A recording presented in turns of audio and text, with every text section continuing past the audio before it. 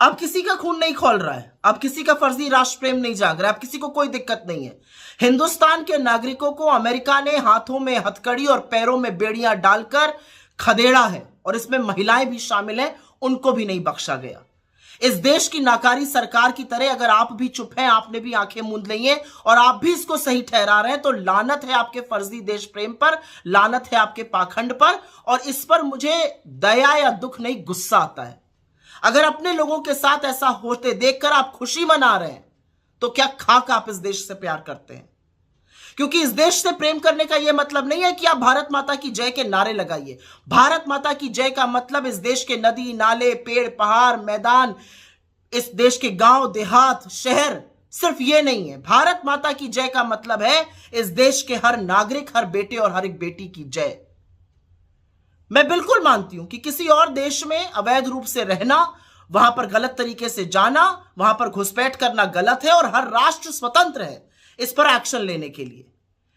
लेकिन कौन सा डंका हमारा दुनिया में बज रहा है कि जब हम इनका रिटर्न सुरक्षित नहीं कर पाए, हम इनके साथ थोड़ी मानवीयता सुनिश्चित नहीं कर पाए, हमसे छोटे छोटे देश अपने नागरिकों को बेड़िया पहनाने के बात पर खुलकर बोल रहे हैं, और हमारी सरकार के मुंह से एक चूतक नहीं निकली।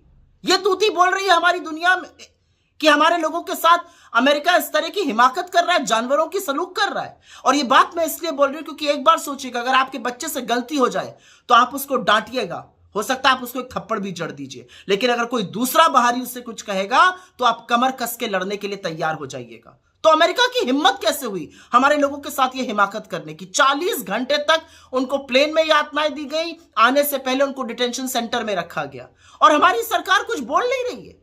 सुई टपक सन्नाटा है, सरकार इसको सही ठहरा रही है। क्या फर्जी ढोंग है, और कौन से जुमले आप फेंकते रहिए, क्योंकि असलियत यह है कि आपके जुमलों की बारिश के बीच में हमारा देश बेइज्जत होता रहा। हमारे लोगों के साथ अमेरिका ने यह करने की हिमाकत की।